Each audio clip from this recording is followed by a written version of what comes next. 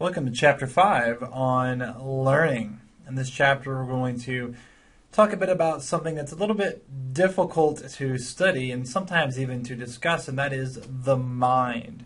In fact, in the next few chapters, that's going to be a prevailing theme to look at what's happening upstairs, not mechanically, not biologically, but more conceptually. So let's look at the topic of learning, and I know we typically think of that as learning stuff, memorizing stuff, taking tests, and that's fine, but since this is psychology, we need a behavioral definition. This is the study of behavior after all. So learning for us will be defined as a change in behavior. We expect it to be relatively permanent. We can also assume that it's a potential change in behavior because sometimes we learn things but haven't had a chance to demonstrate this.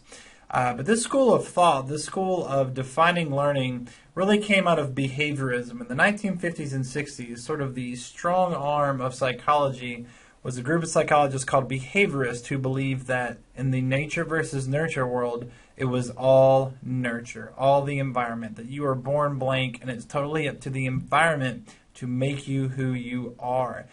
They did not want to study mental activity in terms of what happens inside this head of ours because you couldn't see it. They wanted to study the behavior they could observe, hence the word behaviorism. Now, for this chapter, we're going to focus on the vast majority of this chapter looking at associative learning. And another way of saying that is conditioning.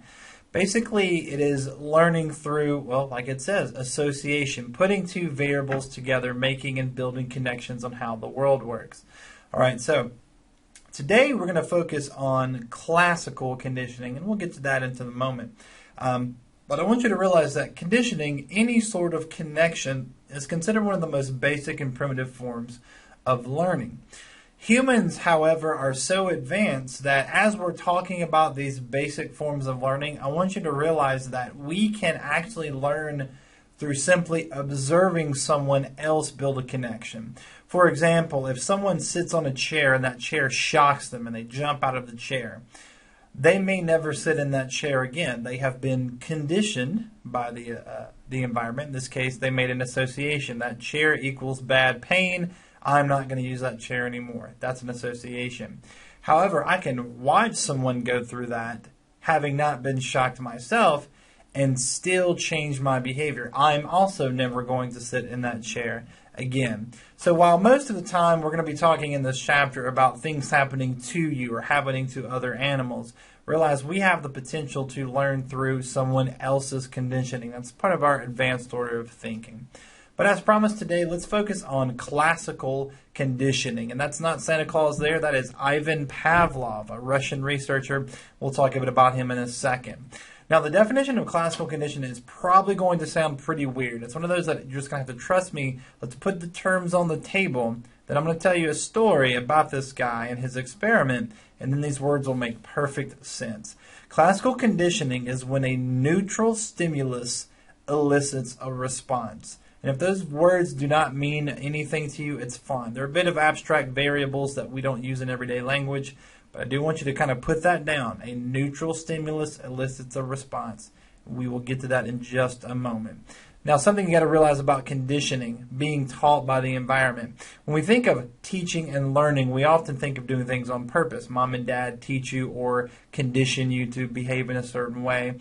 But sometimes we're just in the right place, the right time, or the wrong place, wrong time, and we are conditioned ourselves. Overall, not just humans, pretty much all animal life on this planet uses classical and later operant conditioning to determine how the world works. So we act on the world in a certain way. We discover certain qualities about this world, such as, hey, that chair is very dangerous and I'm never going to sit in that chair. We have learned through that association. So I mentioned Ivan Pavlov. He was a researcher who wasn't a psychologist. He was a Russian physician studying digestion in dogs and used the dogs as a proxy because they're easier to work with than humans, and he could do more sort of invasive experiments looking at their digestive system. But in working with dogs, he began to discover behaviors that, if any of you have been pet owners, have probably seen before too. Not surprisingly, whenever he would bring food into the room, the dogs would salivate, they would wag their tail, they would make noises. They were really excited because dogs love food. But he began to notice some weird behaviors, such as there could be no food anywhere, but if he goes to put on his white lab coat, they would start salivating and wagging their tails too. Or he would open certain drawers to get out a pen or paper, and the dogs would start salivating and wagging their tails. And so he began to grow interested in what is happening. And if any of you, again, have had pets, you probably can guess what's going on here. Pavlov began to realize that he was accidentally teaching them something about their world. He was forcing them, without realizing it, to learn certain qualities of the world, in this case a world that he had created for them. And so this made him want to study this phenomenon more, and he came up with what is now one of the more famous studies in behaviorism and basically psychology in general.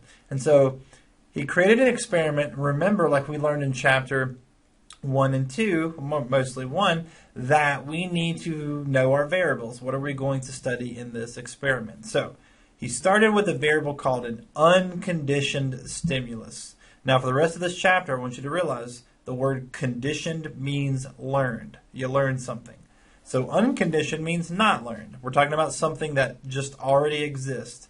The word stimulus means that it excites you. And as you might imagine, the thing he chose in his experiment is food. Dogs already are excited by food. They already like food. They're not learning to like food. It's just something built into us. That's part of biology. So far we have one variable. No learning is happening yet. His second variable, unconditioned response. He wanted to choose something, again, that he's not teaching them to do. They just already do. Unconditioned, not learned. He chose drooling, salivating, since dogs naturally do that when they see food, and by the way, so do we as humans. Well, that's something that he could use in this experiment. So far, these two variables I've put on the screen do not involve learning. They already exist, unconditioned. They simply are.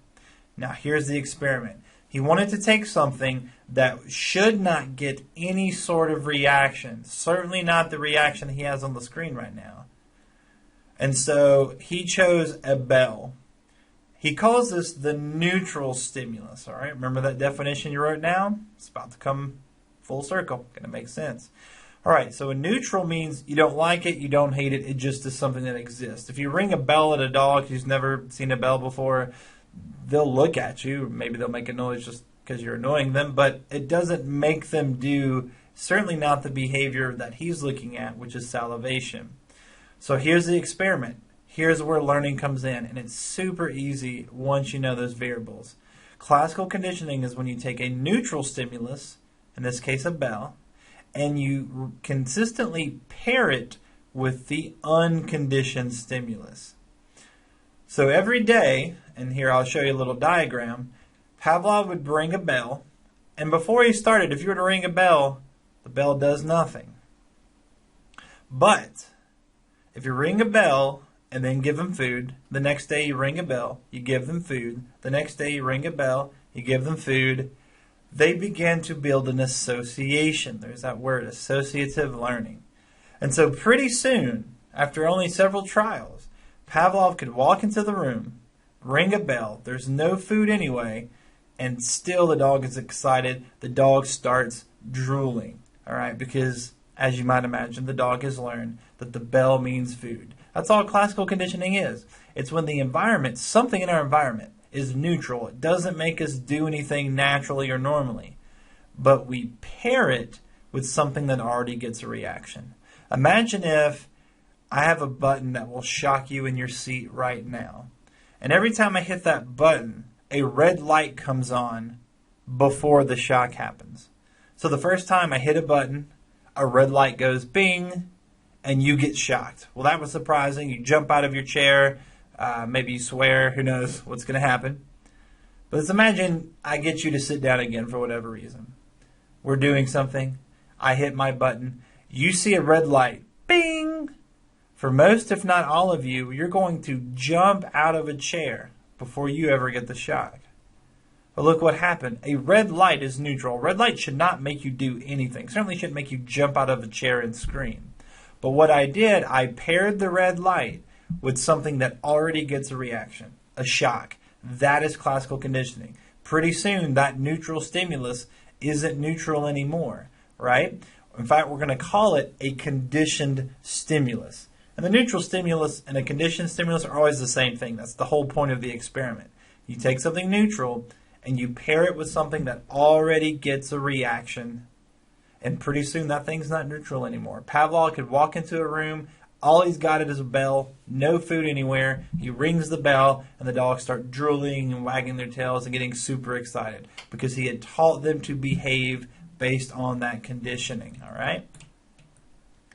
Now, there are ways that you can do classical conditioning, whether you're training a pet, training your child, training an adult, that makes it more effective.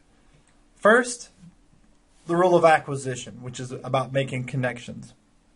The more you put these things together, the more he rang a bell and gave them food, the better the animal learned it.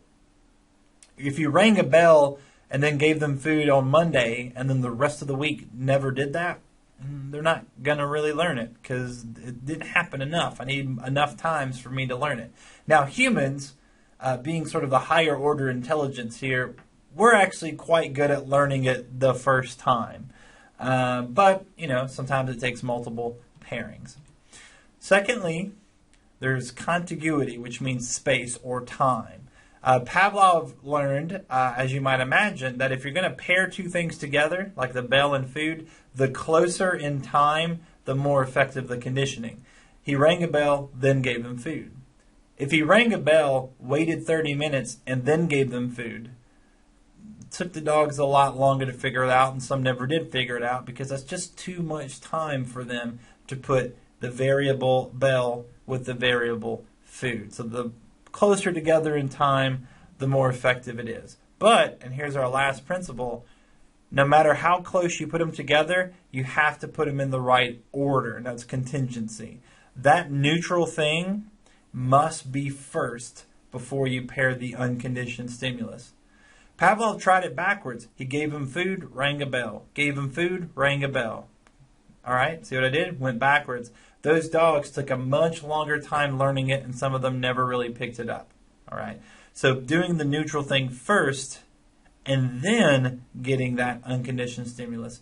Remember my shock chair? Imagine if the shock came first and you jumped out of your chair and then the red light came on. I don't know if that red light would mean much to you because ultimately you got shocked first. Being as intelligent as we are, we might figure it out, but it's a lot more difficult. Now, are all stimuli the same? Could Pavlov bring in a horn or a buzzer or a bird call and get the same reaction? The answer is it depends. The principle of generalization says if the stimuli you bring in is close enough, is similar enough to the original, then yeah, it'll work. Pavlov could teach them to love the sound of a bell, and then he could bring in a different bell. He rings that different bell. They still drool because the sound is close enough.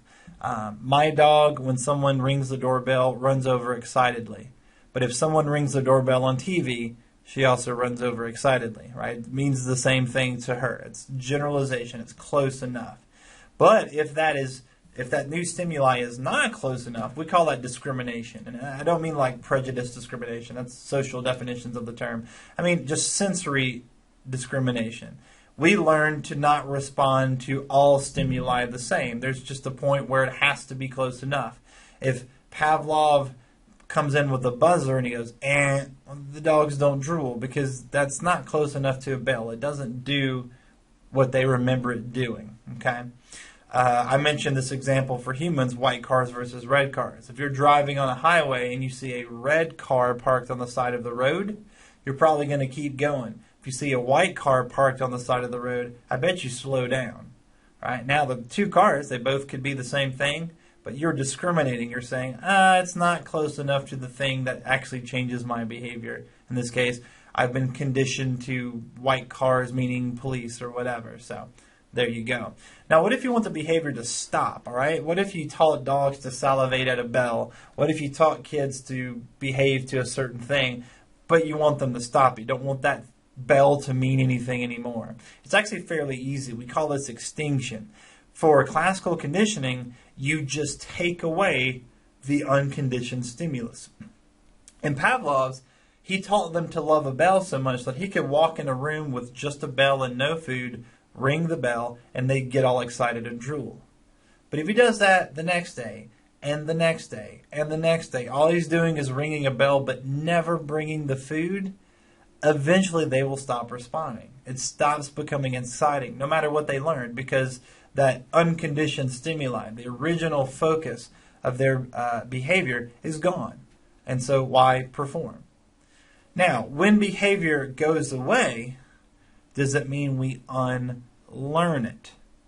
The answer is no. We still know it, and that behavior can come back. We call that spontaneous recovery. So, for example, Pavlov could teach the dogs to love the bell. He could ring the bell without the food, and they'd drool for 1 day and 2 days and 3 days, but eventually they stop drooling because the food never comes back. But in another trial, the first time he pairs bell with food, most of those old dogs who have been through it before, they get it like this. They got it. Like, oh, I remember. Bell means food. Totally excited. I got it. Okay. It was still there in their head. They didn't unlearn it. They just needed the right variables there. And this has broader implications, certainly for human behavior. You might have heard of people who had substance abuse problems, alcoholism, and they'll say, I'm recovering from this, and I'm doing good, but I can't be in that house, or I can't go to that restaurant. Not because that restaurant is enabling them or something like that, but they built associations. They've been conditioned. You know, every time I was in the car with this guy, that's when I got high. Every time I was at that restaurant, that's when I got really drunk. I associate that restaurant with doing these things, and now I'm afraid if I go back there, since that conditioning happened, what should be neutral, a restaurant, is now some sort of motivator to return to this bad behavior. So that's part of what we do and who we are as well. So I'm going to wrap up this video. I know we got a little bit longer, but I actually want to finish up talking about classical conditioning by looking at some more human examples, because we've been talking about Pavlov and bells, and what's that have to do with us and our behavior? Well, it turns out a lot of our behavior is based on everyday conditioning by our environment. Again, sometimes on purpose, sometimes accidentally. Right place, right time, wrong place, wrong time. And speaking of wrong place, wrong time, we have found that one of the best explanations for phobias is classical conditioning. For most of our phobias, whether we're afraid of heights, afraid of clowns, afraid of vacuums, afraid of peanut butter, afraid of dogs, afraid of snakes, we probably have had some bad experience, bad exposure, bad story, something early on took this animal, in this case a rat, a snake, a plane, and that's neutral, but it was paired with something bad. Maybe the first time we saw a dog, we were bit. The first time we saw a snake, it was scary, and that fear stuck with us. And so you paired these two things together, and we were conditioned to remain afraid. I mentioned Little Albert, one of the more famous studies done by behaviorist John Watson, sort of the father of this movement, and unfortunately very unethical experiment, where he took baby Albert that you see there, and he brought a white rat. Whenever the white rat got close, they would make loud, scary noises. The baby would cry, and then they'd take the rat away.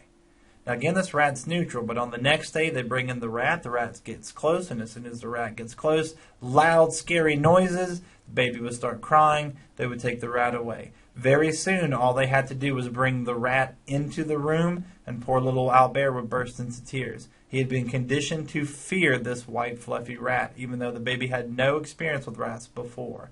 Like I said, pretty unethical, but it does demonstrate the point of conditioning and phobias. Unfortunately for little Albert, his phobia is extended by the process of generalization that we just talked about. So he also was afraid of white rabbits or fluffy kitties or even men with white beards. So not a very happy story for him. The good news is phobias, like other behaviors based on conditioning, can be unlearned or altered based on the same conditioned responses. Now, not all phobias are automatic. They're not all the same. For example, much more of us are going to be afraid of heights or afraid of the dark than are going to be afraid of peanut butter or afraid of windows or afraid of vacuum cleaners or whatever. That's because some phobias are linked to survival. We call that preparedness. We've said before, humans, for example, aren't very good in the dark, at least as an animal, not, technologically excluded. As an animal in the wild, we don't do our best work in the dark. We're much more vulnerable. So it makes sense that even, the bravest of us, which bravery and fear are not opposites, they happen together. You could be brave and be afraid. You should be afraid of something. That's normal. That's survival. And so it makes sense that maybe the dark makes us more uncomfortable, or snakes makes us more uncomfortable, because as an animal, we need that uncomfortable feeling to help us survive. But do you realize a phobia is not being afraid of something? Again, fear is normal. A phobia is an irrational fear. The fear does not make sense in this context. If you turn the corner and there's actual snake in front of you, it's okay to have a fear response. It's part of survival. If there's a picture of a snake on a TV or on a piece of paper and you still freak out, you cannot even look at it because it terrifies you, that could be a phobia, because in this moment, it's not rational. It's a piece of paper. It can't hurt you. Now, I said we can go back the other way. What if you're afraid of things like snakes, or that poor little baby who's now afraid of white rats? Well, we call it counter-conditioning. What we can do is we take the thing that's conditioned, and remember, it's all about pairing, association. So look at my little picture here. This child is afraid of snakes, but loves ice cream or treats, whatever. And so every day, maybe we bring the snake into the room, not close to the kid, but in the room. Baby gets uncomfortable, the kid gets uncomfortable, but we give them a treat, then we remove the snake. The next day, here comes the snake, here's a treat. The next day, here comes the snake, here's a treat. And maybe we move the snake a little bit closer. Again, it can take a long time to do this, but day by day, week by week, we're showing this child that anytime this thing shows up, something good happens, a positive association there. Now, sometimes we use conditioning to just break habits, not to undo phobias, but try to alter our behaviors for better or for worse. Aversive conditioning has been popular, though it can be a bit dangerous, or at least a bit cruel. Basically, since conditioning is about pairing things together, aversive conditioning is pairing something that's neutral or maybe even pleasurable with something that absolutely is bad. For example, anti-abuse, which was big in the 1940s, but we don't use this anymore because it's not very ethical and it's also fairly dangerous. But the idea was, if you put anti-abuse, this chemical substance, in alcohol, let's say you wanted to quit drinking, as soon as the alcohol touched your tongue, you would throw up. Okay, anti-abuse makes you throw up. And so the idea was, every time liquor touches your tongue and then you throw up, you will be conditioned to associate alcohol with that horrible, vomiting, queasy, terrible feeling. And so you will be, through aversive conditioning, no longer wanting to do that habit. Okay? It can and does work, but oftentimes for us, aversive conditioning is accidental. Take taste aversion, which is like one of the most, if not the most powerful form of aversive conditioning. There's something about taste. We said bitter being such a strong sensation for us. With humans, sometimes just one bad taste aversion. You're at a restaurant for the first time. That first meal you have, it was so bad and so gross. Anytime you just think of the logo of that restaurant, it makes you want to vomit. It was a bad aversion, a bad pairing. It can happen, certainly so. Now, I'm going to give you two more examples of classical conditioning, and we'll have this video all wrapped up. We've talked about the placebo effect before, where you can take a medicine that technically doesn't do anything, but just by believing that it would do something, you actually start feeling better. Not getting better, but feeling better. Well, the placebo effect makes sense if you know about classical conditioning. Because when I was a kid, I would take medicine, which was neutral. At first, I have no frame of reference of what medicine is. But whenever I would take medicine, it was paired with a good feeling. It made my symptoms go away. It made me feel better. So the next time I took medicine, it also made my symptoms go away. It made me feel better. So see what I'm doing? I'm taking something neutral and I'm pairing it with something good. And so now, just the thought of medicine, the idea that, yes, this will make me feel better. I could have something that's not really medicine, but I've been conditioned to expect to feel better, and so maybe I start feeling better. But my favorite example of classical conditioning has to be advertising. Advertising today, you watch TVs, you look at magazines, whatever you're doing, wherever you're getting your advertising from, advertising is based on conditioning you to behave in certain ways. They take a product, which is, again, the neutral stimulus, something that you don't like or not like, or maybe you're on the fence, who knows, should you buy it, should you not buy it? and they pair it with something that already gets a reaction. Maybe there are attractive men and women in the commercial, or your favorite celebrity is always seen in the commercial drinking or wearing these clothes or buying this food or whatever. And so they take the neutral object and they pair it with something that already gets a reaction out of you, hoping to create a conditioned response, meaning that you will respond in the way they want you to. In this case, give us your money, right? So I'm going to wrap up that video by showing you just a very short clip of one of my favorite shows that perfectly illustrates classical conditioning, and then we'll see you next time. Oh, damn, lost another file. Gonna have to reboot again. Hey, Dwight, do you want an Altoid? What do you think? In school, we learned about this scientist who trained dogs to salivate at the sound of a bell by feeding them whenever a bell rang. So for the past couple of weeks, I've been conducting a similar experiment. Dwight, want an Altoid? Okay. Altoid? Sure. And Dwight? Vinput? Yes.